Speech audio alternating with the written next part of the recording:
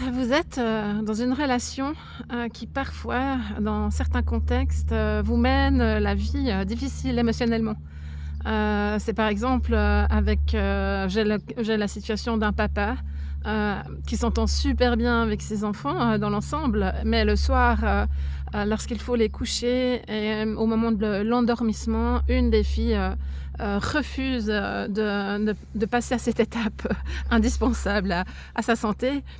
Pour le père, c'est devenu un cauchemar et ils ont mis en une stratégie avec, la maman, pour qu'il n'ait plus à gérer ça parce qu'il était dans une colère incroyable et puis, en me racontant, ce qu'il ressentait, c'est que ça soulevait des choses, d'avant, de son enfance à lui.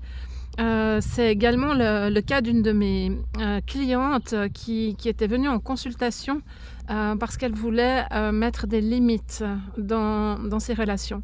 Elle, réalisait, elle était parfaitement consciente, qu'il y avait des peurs de ne plus être aimée, si elle met des limites. Donc elle se laissait souvent envahir, elle n'arrivait pas forcément à dire non, et à poser un cadre bienveillant, tout en restant connectée avec l'autre et ça, c'était vraiment, important pour elle. Ce qui était intéressant après la séance, lors du bilan, je m'attendais à ce qu'elle me dise qu'elle se sentait mieux. Elle était effectivement mieux, mais elle a vraiment pu, concrètement me dire que lors de 2 situations bien spécifiques, elle réalisait, qu'elle ne réagissait plus du tout comme avant. Voilà, ça c'est la force, de la thérapie, Peak State, qui est une thérapie courte. En une ou 3 séances, on peut venir à bout, de ce qui nous empêche de mettre des cadres et des limites, dans certaines relations.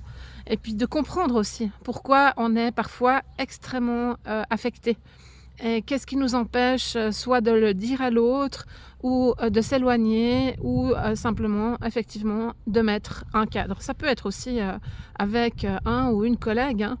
Voilà, n'hésitez pas si vous avez, des questions, venez en commentaire également, pour partager, vos astuces à vous, pour vous sentir, cool dans les relations.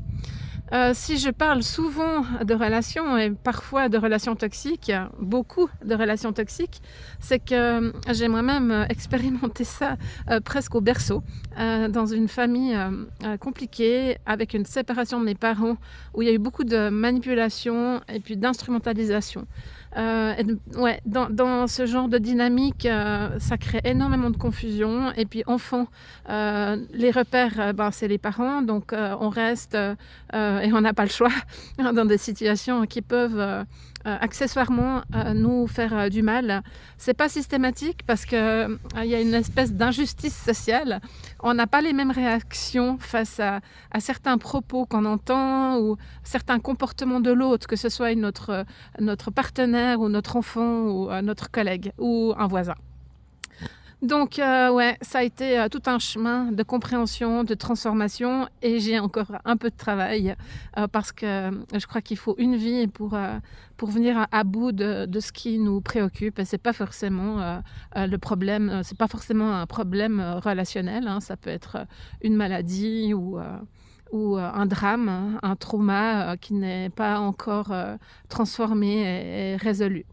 Voilà, je suis avec vous, n'hésitez surtout pas, vraiment et puis, merci, de vous abonner si, les contenus vous parlent, vous intéressent et puis voilà, je reviendrai bientôt.